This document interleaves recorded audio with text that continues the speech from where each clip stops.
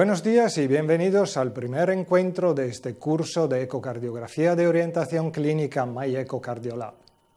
Como sabéis, se trata de una iniciativa que nace de la alianza entre la Sociedad Interamericana de Cardiología, EcoSIAC, la Universidad de Padova y ESAOTE, y propone un completo programa de formación que será transmitido por el estudio de Padua por la plataforma de MediClassroom, donde en los próximos meses se alternarán prestigiosos oradores para afrontar los aspectos teóricos y prácticos en la ejecución de un ecocardiograma en las diferentes patologías cardíacas, también con el empleo de nuevos sistemas de elaboración de la imagen como el análisis de los TRAIN, el ecocontraste y la ecocardiografía tridimensional. Empezamos hoy hablando de la valoración de la función ventricular izquierda. El orador que estará con nosotros es el doctor Jorge Lowenstein, expresidente de EcoSIAC y director del Cardiodiagnóstico e Investigaciones Médicas de Buenos Aires. Con él aprenderemos la importancia de una correcta valoración, cómo medirla y cuáles son los métodos más apropiados que utilizar. No faltarán referencias clínicas a las alteraciones de la función ventricular. Antes de iniciar, quería pero dar la palabra por algún minuto a la doctora Marcia Barbosa, presidenta de la Sociedad Interamericana de Cardiología, y al profesor Sabino Iliceto de la Universidad de Padua por la presentación breve de este curso. Buenas tardes. Yo soy Marcia Barbosa, presidente de la SIAC, y hoy es un día muy importante porque empezamos el curso de ecocardiografía para cardiólogos y para ecocardiografía organizado por EcoSIAC, por la SIAC y por la Universidad de Padova con el auspicio de ESAOTE. Vamos a tener 15 clases que van a estar disponibles no solamente el día de la clase, cuando entonces ustedes tienen oportunidad de hacer preguntas y de hacer algo más interactivo, pero si no lo pueden escuchar el día de la clase, todas las clases van a estar on demand. Es una oportunidad muy buena de escuchar a muchos expertos de Latinoamérica y también de los Estados Unidos hablando de los temas más importantes de ecocardiografía, no solamente para ecocardiografistas, pero también para todos los cardiólogos. Ustedes son nuestros invitados y esperamos que lo disfruten mucho. Muchas gracias. Welcome to My EcoCardiolab. This course has been realized thanks to the utilization of modern and innovative technology in communication distance, making possible teaching from everywhere to anywhere thanks to the connection between remote speakers and participants everywhere located in the world. A special thanks has to be given to my friends from South America and Central America, to all the distinguished faculty, to ESAOTE that has made possible the realization of this program thanks to their support. Finally, a personal thanks and a special thank to those that have been fully involved in the organization of the course, and I mean Marcia Barbosa, President of SIAC, and Pedro Gutierrez Fajardo, President of EcoSIAC. Welcome again from Padova and enjoy the course. Retomamos la línea del estudio y empezamos nuestro viaje en el mundo de la ecocardiografía. Os recuerdo que el portal de MediClassroom que utilizamos por este curso os permite mandar vuestras preguntas al orador por la ventana de texto que es visible a la derecha de la pantalla con la ventana vídeo en formato reducido. Podéis mandar vuestras preguntas en cualquier momento. Abriremos en varios momentos el debate en cual el doctor Lowenstein contestará en directo a vuestras preguntas. El primer tema que queremos afrontar hoy es la valoración de la función ventricular sistólica. ¿Cómo se valora con el ecocardiograma la función sistólica? ¿Cuáles son los métodos más apropiados? ¿Cómo se mide la fracción de eyección del ventrículo izquierdo? Muy buenos días para toda América y buenas tardes para Italia. Es para mí un verdadero honor y placer el ser el primer orador de este curso online tan importante para los cardiólogos y clínicos de todo nuestro continente. Un agradecimiento muy profundo a la Universidad de Padua y a la Sociedad Interamericana de Cardiología que nos dio a EcoSIAC la posibilidad de darle contenido a este curso. No es casualidad que se empiece con función ventricular sistólica izquierda por la importancia que tiene entre todos los cardiólogos internistas clínicos de nuestro mundo. Empezamos por definir la función ventricular sistólica como la capacidad del corazón para expulsar sangre con el fin de mantener un gasto cardíaco normal, el cual está directamente relacionado con la capacidad contráctil miocárdica, la frecuencia cardíaca, la precarga y la postcarga. La función ventricular tiene importancia porque es el principal marcador pronóstico en muchas de las cardiopatías que nosotros vemos a diario, como todo tipo de miocardiopatías, valvulopatías, en la cardiopatía isquémica aguda y crónica, en las cardiopatías congénitas también. Y se toman conductas en base a un número que nos va a dar la fracción de eyección en cuanto a la colocación de un cardiodefibrilador o un resincronizador. En la práctica diaria no medimos las curvas de presión-volumen, que es un método invasivo, que es la verdadera aproximación para medir las propiedades intrínsecas de la bomba cardíaca. Pero esto no es fácil, se hace solamente en investigación porque se necesita transductores de alta fidelidad, transductores intracardíacos y de conductancia que no son para la práctica diaria.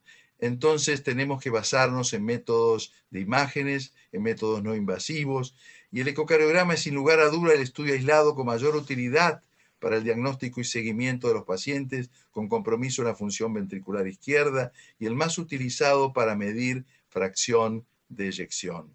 Y esa fracción de eyección se puede medir en forma subjetiva, también se puede hacer por métodos de modo M, por ecocardiografía bidimensional, por métodos triplanares y volumétricos. La fracción de eyección es en la práctica diaria el principal subrogante y posiblemente el mejor de la función sistólica global del ventrículo izquierdo que disponemos para la práctica diaria hoy en día. También se puede medir la función sistólica por otros parámetros, además del modo M, y del 2D, se puede realizar por Doppler, como vamos a ver en las prácticas que ustedes van a poder disfrutar. ¿Por qué la fracción de eyección es tan utilizada? Tanto en los trials como en la comunicación diaria entre médicos clínicos, cardiólogos o internistas. Porque es fácil de aplicar, es reproducible, se obtiene en forma no invasiva y existe una estrecha relación entre estos parámetros y el beneficio clínico.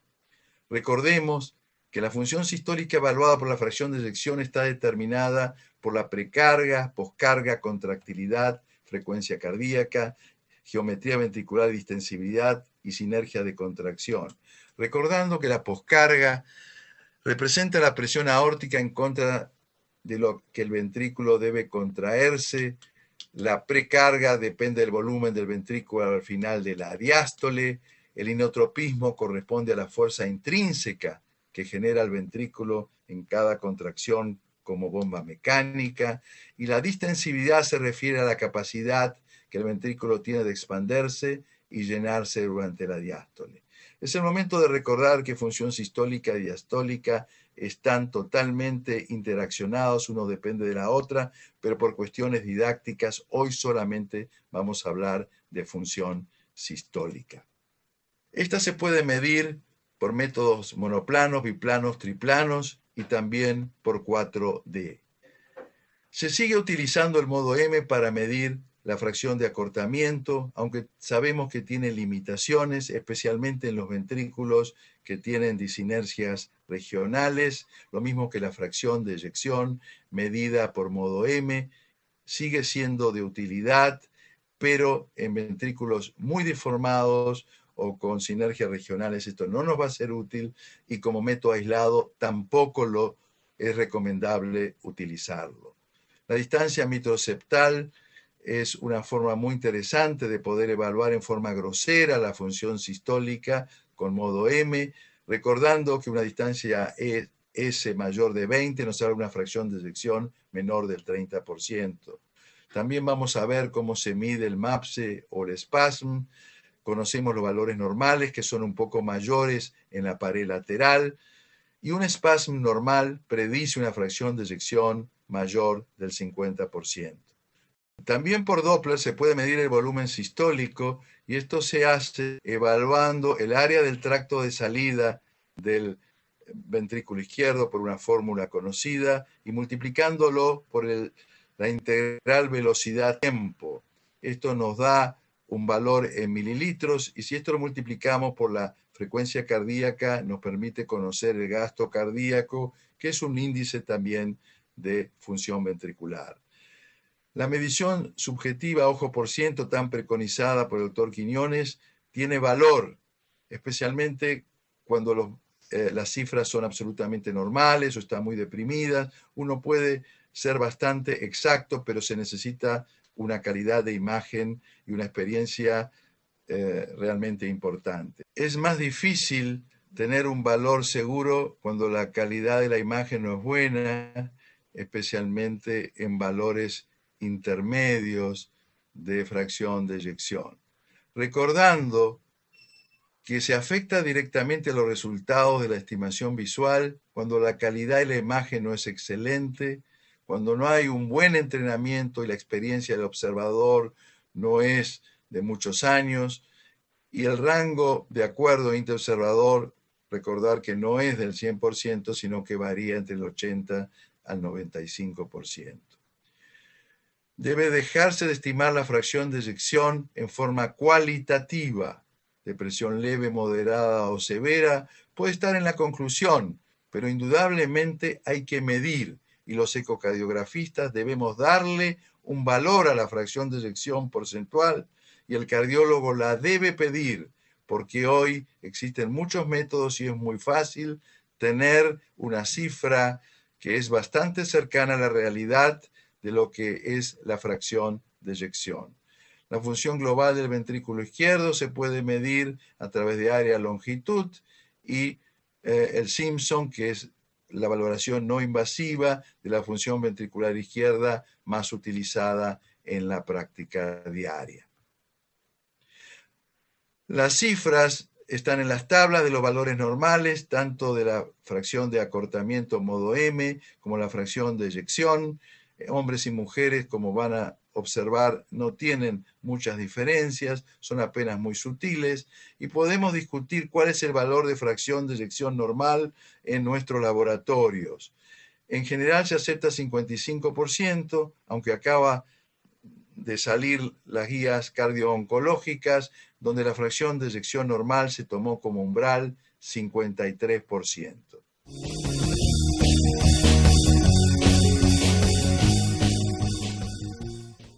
Está claro en este punto el sentido clínico y fisiopatológico de la función sistólica ventricular y de la fracción de eyección. Ahora pasamos de la teoría a la práctica, y con la ayuda de la doctora Denisa Muraro de la Clínica Cardiológica de la Universidad de Padua, vemos cómo se tiene que adquirir correctamente las imágenes para la medición biplana de la fracción de eyección del ventrículo izquierdo.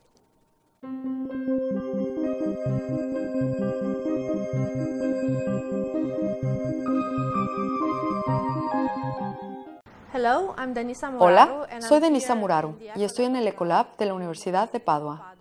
Y le voy a mostrar en los siguientes minutos una breve presentación de cómo tomar correctamente imágenes bidimensionales ecocardiográficas para evaluar los volúmenes y la fracción de eyección del ventrículo izquierdo con el método biplano de Simpson. Antes de iniciar, asegúrese de que el paciente esté posicionado correctamente sobre su lado izquierdo, con el brazo levantado por debajo de su cabeza para abrir los espacios intercostales y facilitar el acceso acústico. Para obtener la visión correcta apical del ventrículo izquierdo, se recomienda utilizar una cama con abertura que permita acomodar mejor la sonda en la posición apical. El trazado SG debe ser optimizado para visualizarlo de forma fluida, con ondas R o Q bien definidas y mínimo de artefactos. La sonda debe ser posicionada en la región apical entre el quinto y sexto espacio intercostal, o incluso más abajo si el ventrículo izquierdo está dilatado. El marcador de la sonda debe ser posicionado aproximadamente a las 3 horas. Una vista correcta de las 4 cámaras debe mostrar las cavidades izquierdas en el centro de la imagen y las cavidades derechas a la izquierda. Desde esta perspectiva se puede apreciar si el paciente tiene una disfunción importante en el ventrículo izquierdo con la presencia de contraste espontáneo dentro de las cámaras izquierdas. Todas las cavidades del corazón aparecen engrandecidas, sugiriendo una cardiomiopatía dilatada y hay un pequeño derrame periocárdico circunferencial. Para cuantificar la dimensión y la función del ventrículo izquierdo, la vista de la imagen de las 4 cámaras debe ser enfocada solo en el ventrículo izquierdo. Por tanto, el tamaño del sector y la profundidad de la imagen deben ser ajustados para excluir al ventrículo derecho y la aurícula izquierda, optimizando de esta manera la resolución temporal de la imagen. Luego, para obtener la vista de 2 cámaras, la sonda se gira en sentido antihorario a 60 grados aproximadamente. Si el paciente colabora, se pueden hacer maniobras respiratorias para mejorar la visualización de la pared anterior. La vista correcta de las 2 cámaras debe mostrar el seno coronario a la izquierda, el apéndice ventricular izquierdo a la derecha y el ventrículo derecho o la aorta no deben aparecer en esta vista. Para asegurar medidas precisas, es fundamental evitar una vista de escorzo del ventrículo izquierdo. Esto puede ser verificado comparando la longitud del ventrículo izquierdo con la vista de 4 y 2 cámaras, que deberían ser muy similares o con una pequeña diferencia que no excede el 10%. El método Simpson de discos requiere el trazado manual del endocardio del ventrículo izquierdo, ya sea en telesístole y en telediástole, en la vista de las 4 cámaras, asegurándose de incluir trabeculaciones y músculos papilares dentro de la cavidad del ventrículo izquierdo. Y el mismo trazado se debe hacer nuevamente en la vista de 2 cámaras. Al final, son calculados el biplano del volumen telediastólico, el volumen telesistólico y la fracción de eyección del ventrículo izquierdo. Alternativamente, lo que usted puede hacer en vez de trazar manualmente el área endocárdica es usar la herramienta AutoEF disponible en este escáner. El software procesará el trazado endocárdico propagando a lo largo del ciclo cardíaco y proporcionará el volumen telediastólico y el volumen telesistólico y la fracción de eyección de una forma más reproducible y menos dependiente del operador.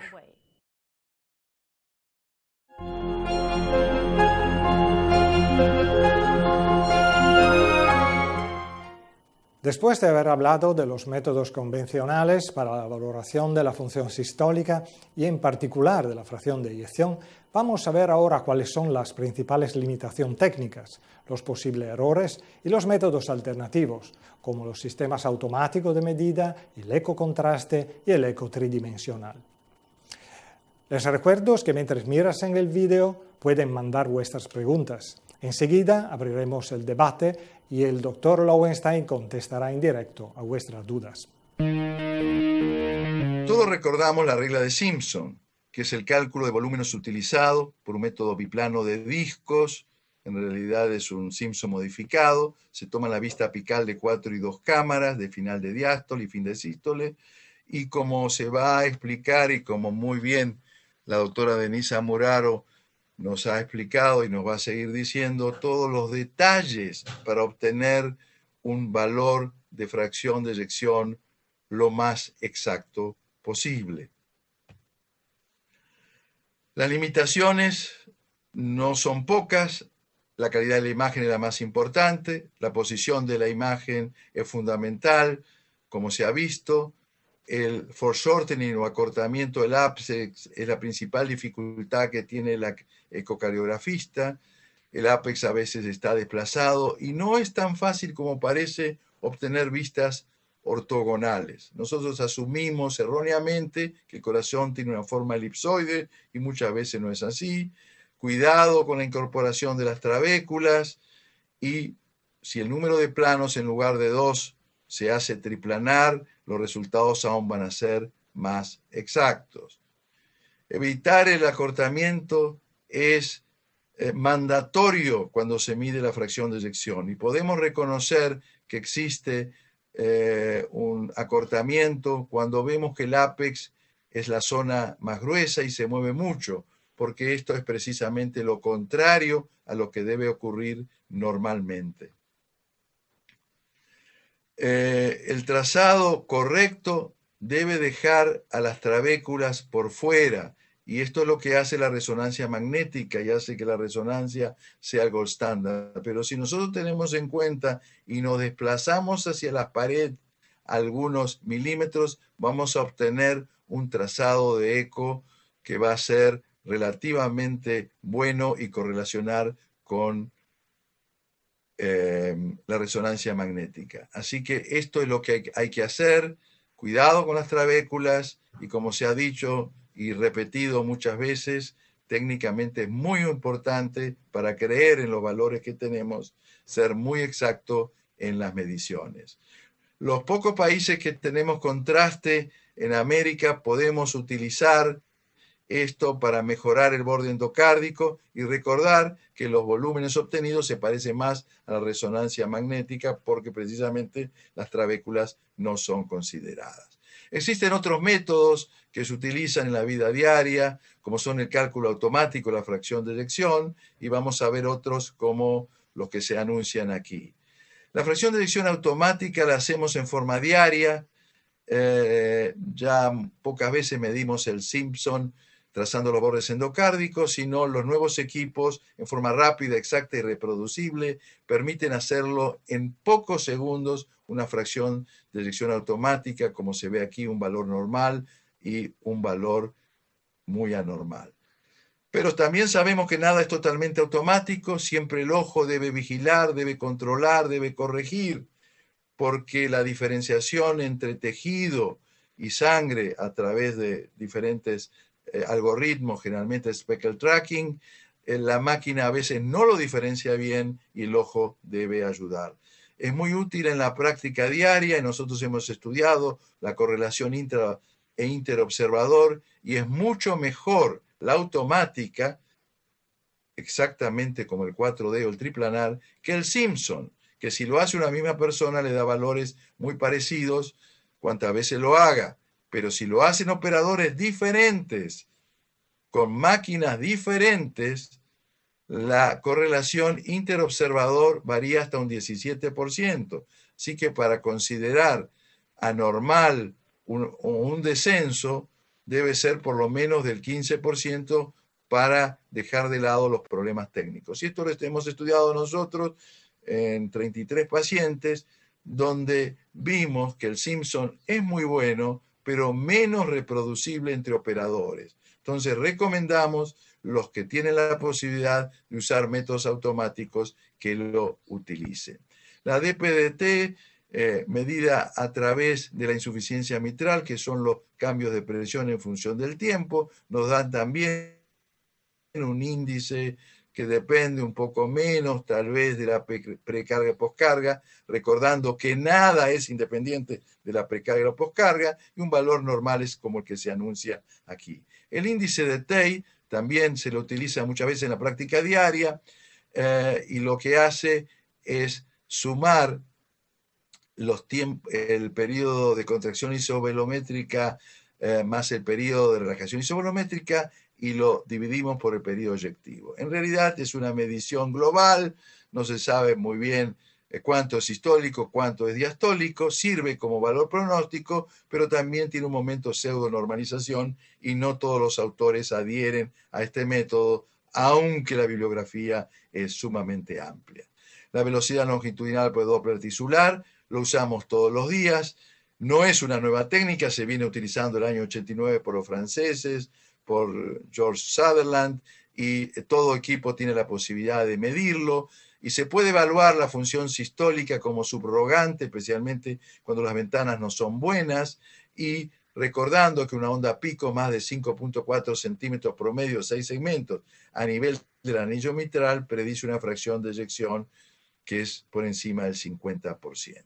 La adquisición de volumen completo es una nueva técnica que quien tiene la posibilidad de tener esta tecnología puede utilizarlo porque los valores son muy exactos, porque evita el acortamiento del ápex, estos errores no se van a producir y las dilataciones segmentarias también van a ser anuladas cuando uno hace una captura volumétrica. Así que con esto terminamos la segunda parte.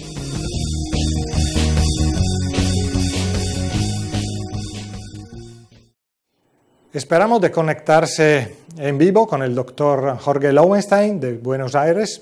Mientras tanto, queremos invitaros a contestar a este test en vivo, a un test en vivo. Para participar en esta prueba tenéis que reducir la ventana vídeo y clicar sobre la icona roja que veis en la parte superior de la pantalla con la inscripción Test Live. Veréis la pregunta y las posibles respuestas. Elegís aquella que según vosotros es la correcta y clicar la tecla Envío. Más tarde veremos juntos cómo habéis contestado con el Dr. Lowenstein. La pregunta es: ¿cuál de estas afirmaciones es la verdadera? La fracción de eyección es siempre equivalente a la función ventricular. La fracción de eyección depende, entre otros factores, de la precarga y poscarga. La fracción de eyección es significativamente mayor en el hombre que en la mujer. La fracción de eyección medida por método de Simpson tiene una correlación interobservador menor del 5%. Bien, volvemos mientras tanto al tema de hoy y tratamos de entender mejor la compleja dinámica del ventrículo izquierdo, la fuerza y la deformación implicada en el análisis del straying, los principios del speckle tracking y el concepto de disfunción sistólica en presencias de valores normales de fracción de eyección del ventrículo izquierdo. En este último segmento vamos a enfatizar en los conceptos de deformación, especialmente las diferencias entre fracción de eyección y la verdadera función ventricular. Recordando a Grant Torres-Waffs, que en 1973 por primera vez describe el corazón como una banda miocárdica que retorcida sobre sí misma a modo de cuerda, describe en el espacio dos vueltas en espiral configurando un helicoide en su discurrir desde la raíz de la arteria pulmonar a la aorta. Es bien conocido que ya de hace más de 400 años el Dr. Lowe describió que el movimiento del corazón es equivalente a retorcer una toalla para exprimir el agua. El funcionamiento del corazón es mucho más complejo de lo que pensábamos hasta hace años. El desarrollo de una fuerza activa en los miocitos, que es la verdadera contractilidad intrínseca, empieza el proceso de contracción. Se incrementa la presión intracavitaria, se abren las válvulas y se produce la eyección por deformación de la pared miocárdica. Debemos diferenciar muy bien cuando hablamos de función ventricular. Cuando hablamos de fracción de eyección, hablábamos solamente de función de cámara, quiere decir cambio de volúmenes entre fin de diástole y fin de sístole. Pero lo importante en el corazón es el comportamiento de la fibra que nos va a dar el verdadero estado de la función ventricular. Recordemos que las fibras subendocárdicas son las responsables de la deformación longitudinal y las fibras medias, y especialmente las subepicárdicas, contribuyen fundamentalmente a la rotación y torsión. El corazón es un órgano comprensible, entonces se va a deformar en diferentes sentidos, en un sentido longitudinal, circunferencial y radial, y además existe un desplazamiento entre las capas que llamamos shear, y eso y más la disposición angular que tienen las fibras hacen a esta máquina tan eficiente como jamás pudo haber sido creada por el hombre. La velocidad tisular, el strain Doppler, la deformación se puede medir por técnicas exclusivamente relacionadas con la posición del transductor, o sea, ángulos dependientes, que son Doppler. Hoy lo medimos en la práctica diaria por técnicas que no son Doppler, que son 2D strain. Y se basa en un algoritmo en el cual se miden los marcadores ultrasónicos, que se llama speckle, y se estudia el desplazamiento en el espacio y en el tiempo de estos marcadores ultrasónicos. El movimiento de cada marca acústica puede ser representada, como se ve en este gráfico, por una curva en función del tiempo. A eso se llama strain rate, y la integración de las velocidades genera una curva como porcentaje de deformación.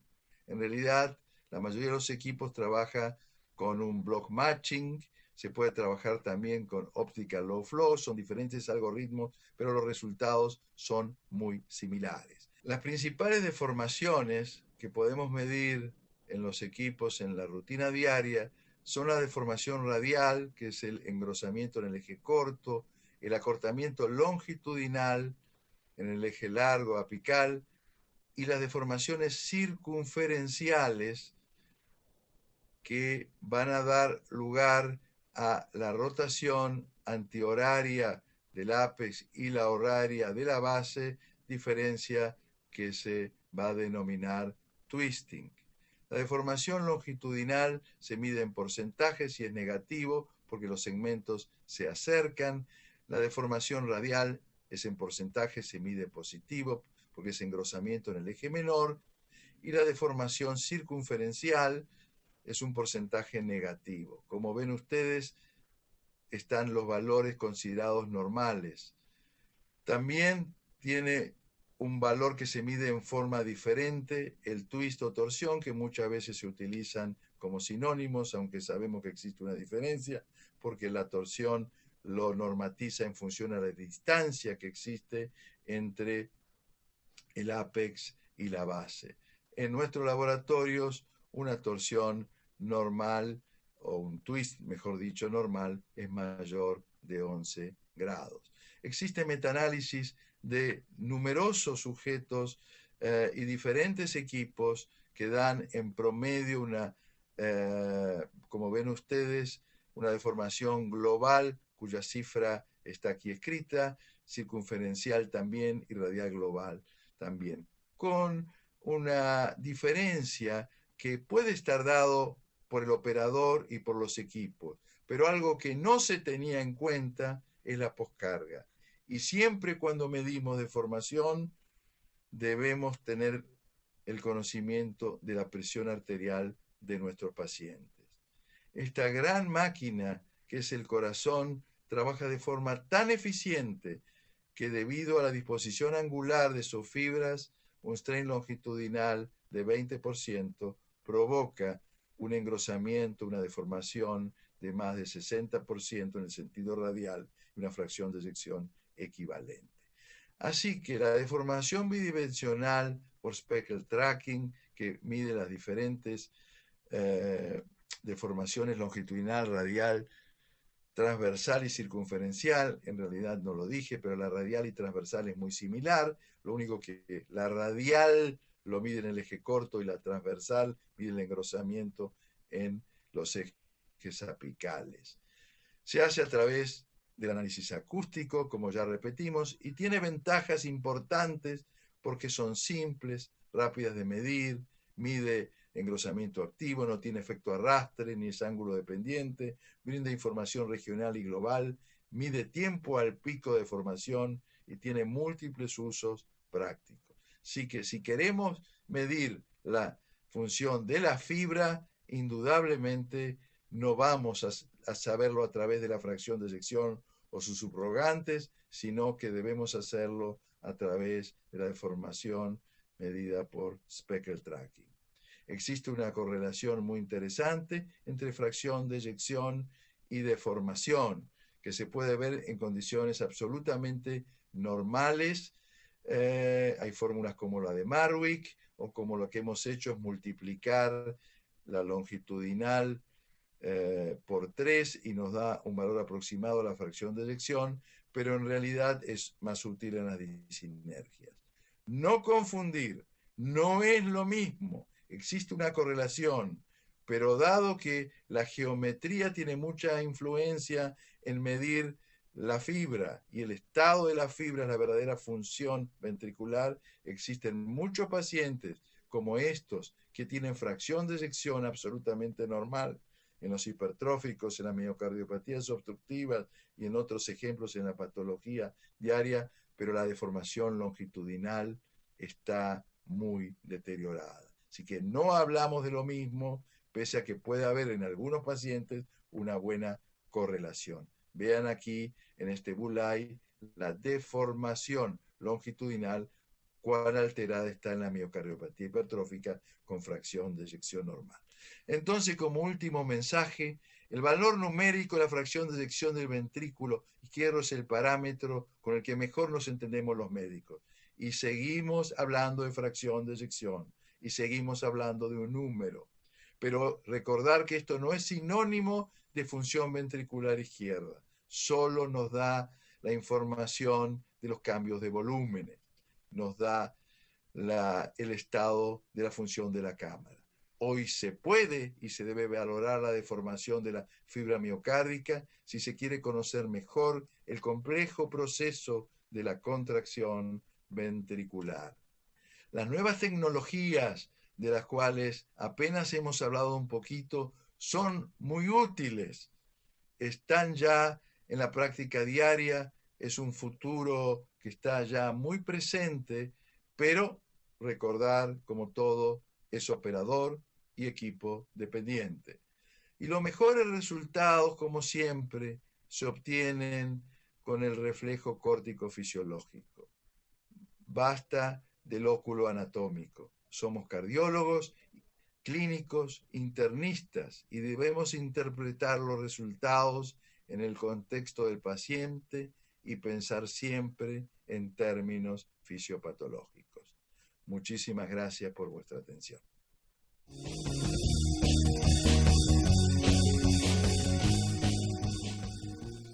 Bien, y ahora abrimos el debate y vamos a conectarse en directo con el profesor Jorge Lowenstein. Buenos días, doctor Lowenstein. Gracias por estar aquí con nosotros. Muy buenos días, doctor Folino. Es un placer para mí saludarlo y a todos los amigos de América, de Italia. Muy buenos días. Y ya han llegado muchísimas preguntas. Entonces empezamos enseguida. La primera pregunta es, me gustaría preguntar cómo está hoy la fracción de eyección por el eco 3D.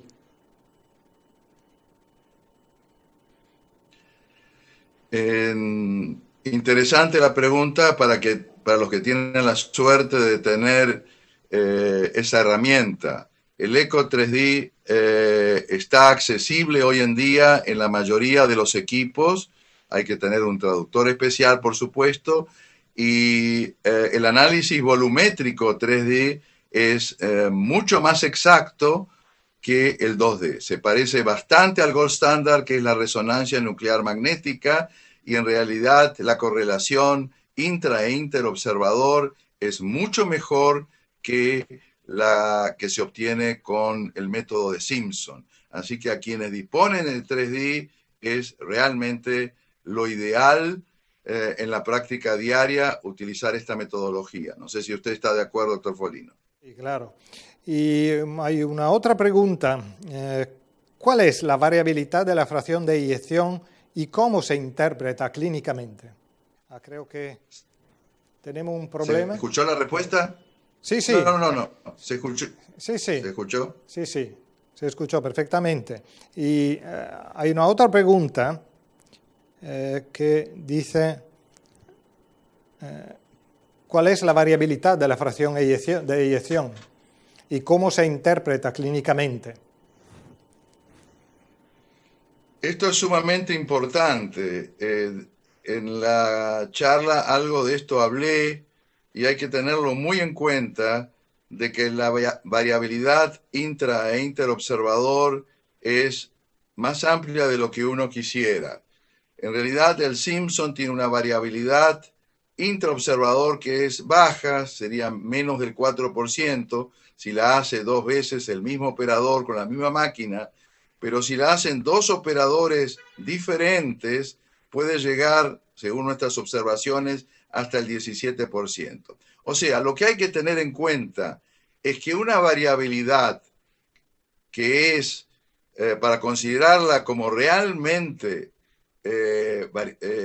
disminución o aumento en la práctica clínica, debe ser mayor del 10%.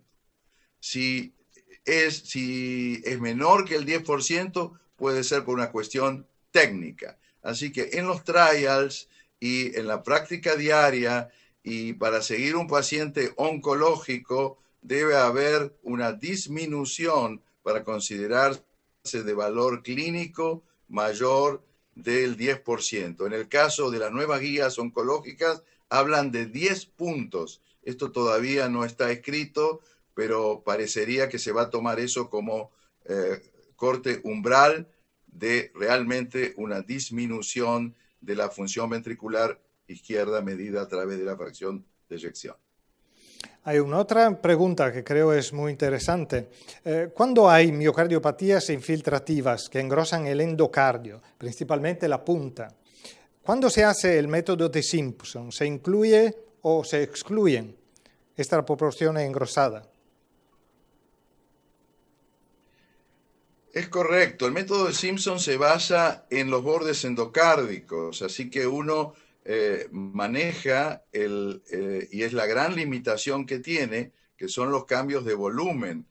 Y esa es una limitación. En realidad la técnica la ha explicado muy bien la doctora Denisa, debe trazarse en el borde endocárdico. Entonces esto quedaría excluido en una infiltrativa porque hay trombo, hay infiltración, y eso es una limitación. Ahora, si uno hace un strain, un estudio de deformación, va a ver que realmente la fibra está muy afectada en este sector. Y esta es la gran ventaja de los métodos de deformación, y la falta de correlación entre uno y el otro se debería precisamente a que en uno se estudia solamente los cambios de volumen y en el otro la geometría es más importante. Así que técnicamente no habría que incluir esta zona de trombo, y el borde endocárdico sería donde está el límite del trombo. Pero esa es una limitación del Simpson. Bien, hay una otra pregunta y es, ¿cuál es el significado del strain Doppler? Realmente las preguntas son interesantes, motivadoras, y seguramente la pregunta de uno es la duda de muchos. El strain Doppler es exactamente lo mismo que el strain 2D. Son dos herramientas diferentes que miden el mismo fenómeno de deformación. Pero como se ha explicado muy brevemente porque no hay tiempo, la limitación del strain Doppler, que es más artesanal y posiblemente hasta más exacta, es que es ángulo dependiente, entonces no vamos a poder medir más que el strain longitudinal y no vamos a poder medir el ápice, porque es perpendicular a este elemento externo que es el transductor. Así que si uno mide dos segmentos basales en 4 cámaras, el strain Doppler o el strain 2D speckle tracking va a dar valores muy similares, pero uno es Doppler con la limitación del Doppler y otro es 2D, se complementan, cada uno tiene fortalezas y tiene debilidades, y con una ventana mala muchas veces hay que recurrir al strain Doppler porque esto no es ventana dependiente. Así que el concepto de deformación es el mismo. Las herramientas son diferentes con debilidades y fortalezas de cada una de ellas. Y ahora tenemos una pregunta muy específica. ¿Cuál es la diferencia en la deformación radial y circunferencial? Es correcto, pueden tener muchas dudas y no hubo demasiado tiempo para explicarlo. La deformación radial y circunferencial, ambas se miden en el eje corto y aproximadamente a nivel de los músculos papilares. El radial mide el engrosamiento sistólico, o sea, es una deformación positiva porque aumenta el espesor y ronda alrededor del 40%, para decir una cifra. El strain circunferencial también se mide en el eje menor y con la misma metodología, pero lo que mide es el acercamiento de dos puntos en la superficie del eje corto. O sea, no va a haber aumento del espesor, sino acortamiento de las fibras, con lo cual es negativo y es aproximadamente 25%. O sea, uno mide engrosamiento sistólico y otro mide acercamiento de las fibras ambos en el eje menor. Espero que se haya entendido el concepto. Creo que sí. Y ahora nos preguntan cuál es el mejor método de medida de la función ventricular izquierda en las cardiopatías congénitas en relación a la fibra miocárdica. Bueno, yo no tengo experiencia y depende qué es lo que está evaluando. O sea, en el ventrículo derecho no hay ninguna duda que lo longitudinal va a ser siempre lo más importante. El ventrículo izquierdo va a depender seguramente de qué cardiopatía está analizando. En algunas seguramente el strain longitudinal es más importante. Si lo que está evaluando es la fibra subendocárdica.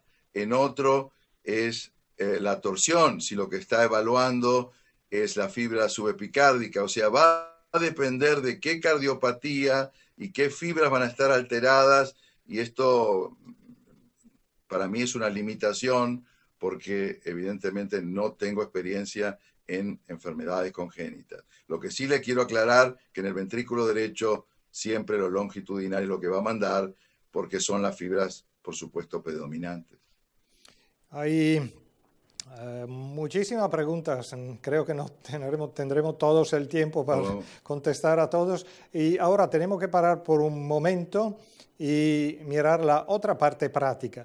Hemos visto el concepto de función sistólica longitudinal, pero para aplicar esos conceptos en la práctica estamos una vez más en el laboratorio de ecocardiografía de la Universidad de Padua y vemos cómo es posible medir la función ventricular longitudinal.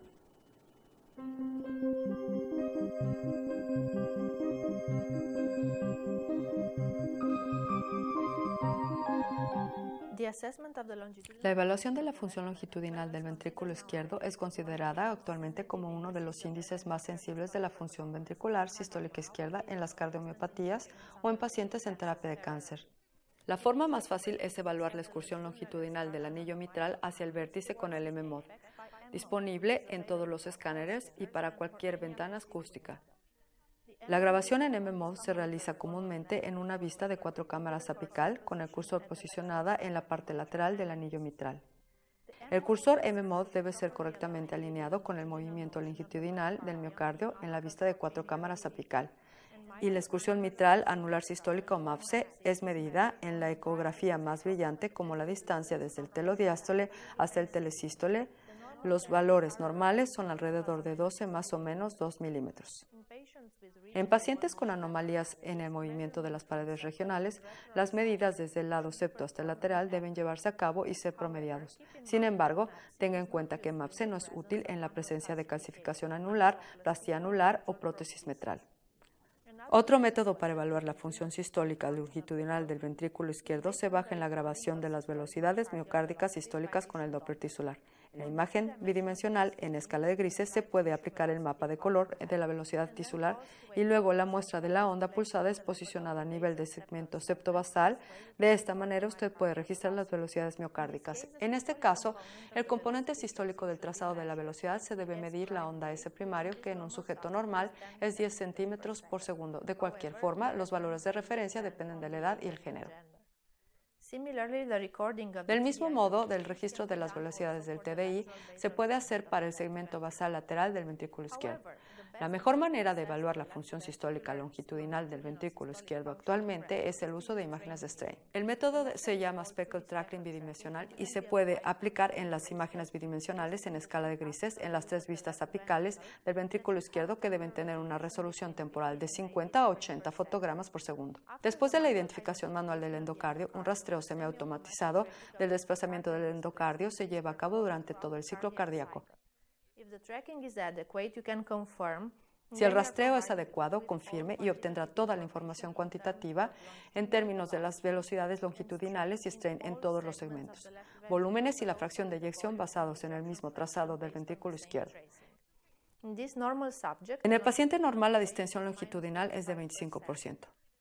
A grandes rasgos, una distensión longitudinal inferior al 20% es probablemente anormal, pero estas medidas pueden variar en función de la máquina ecográfica y para la interpretación deben usarse valores de referencia específicos para cada empresa.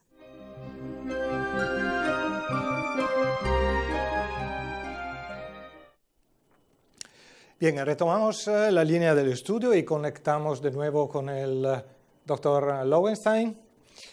Doctor Lowenstein, antes de contestar a otras preguntas que han llegado, vamos a ver los resultados del test live.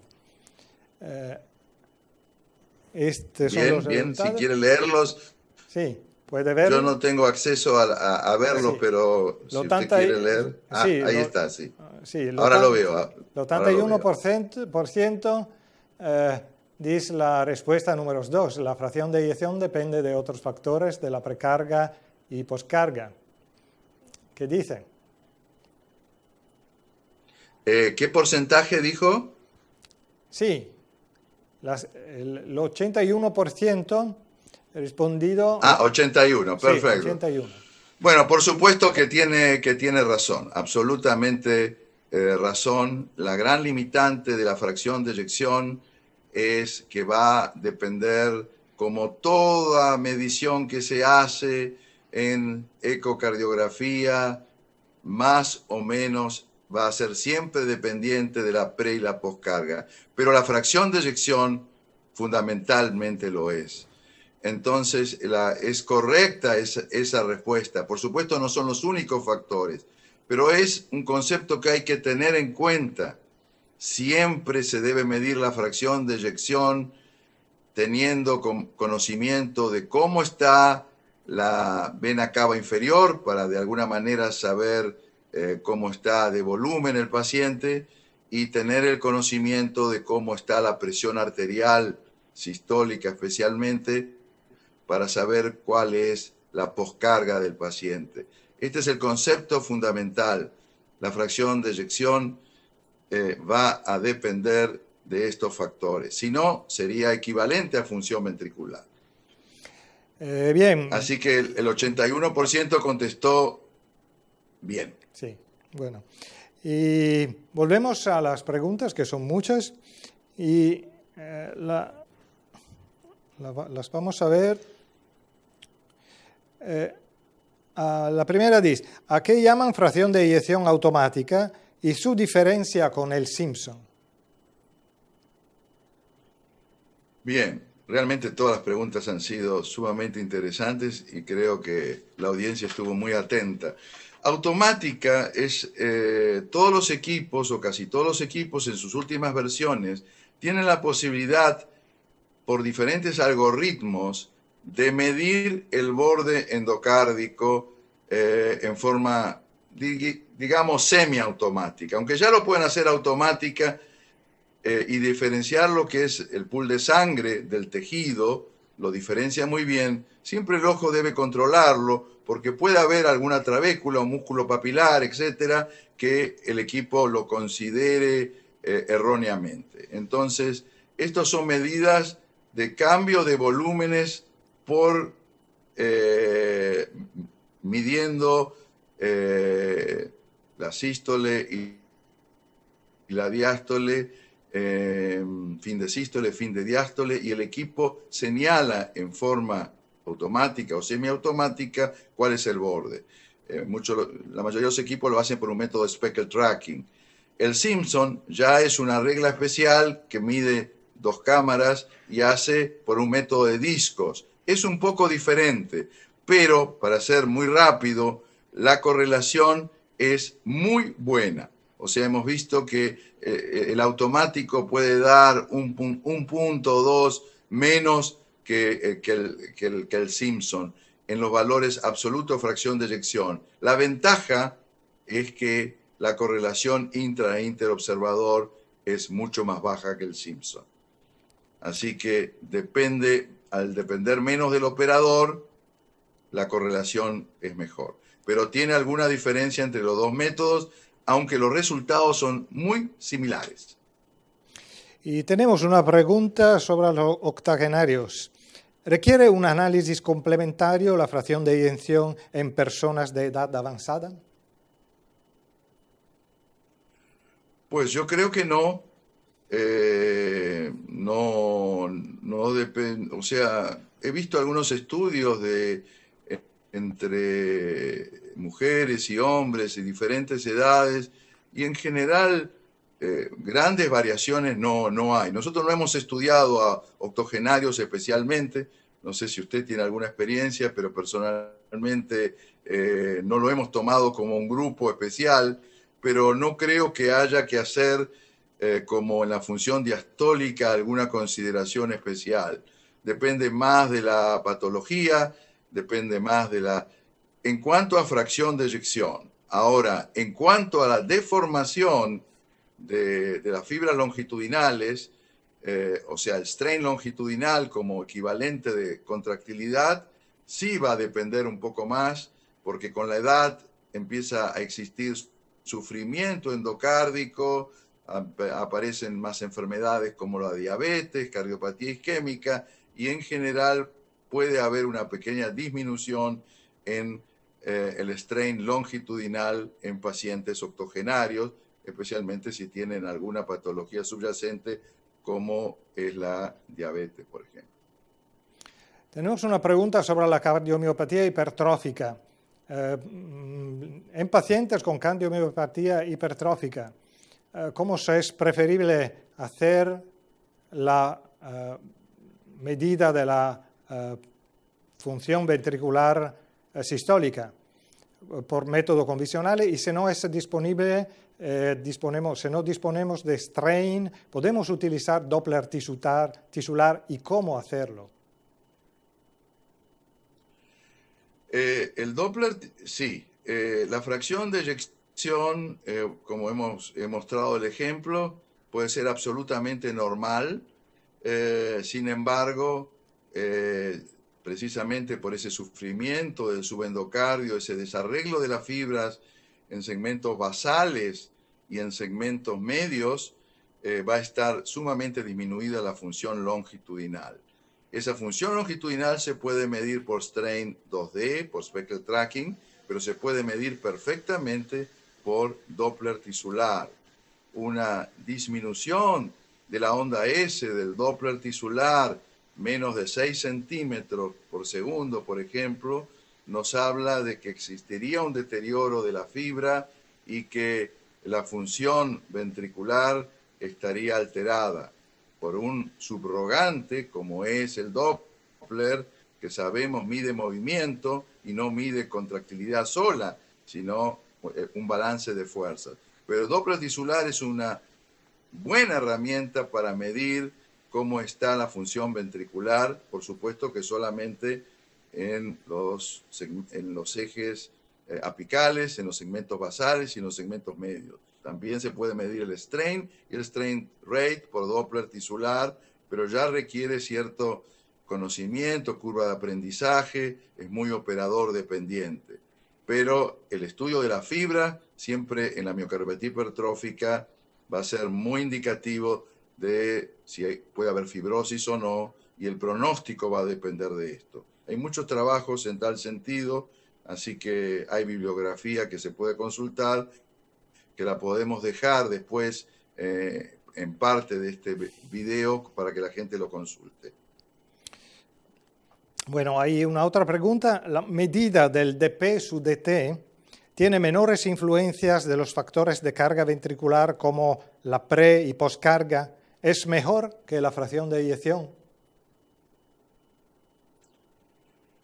Hay muchas cosas que se dicen, pero que en la práctica no son tan reales. Como le decía antes, no hay nada que no dependa de la precarga. Y en los libros uno va a leer que la dP/dt no es dependiente de la carga. Es probable que sea un poco menos dependiente que la fracción de eyección, pero tiene también otras limitaciones. O sea, no va a reemplazar a la fracción de eyección la dP/dt, aunque sí puede ser una herramienta adicional con información interesante y que puede utilizarse en la práctica diaria como seguimiento, pero que no depende de la precarga, eso dicen los libros. En la práctica no es así.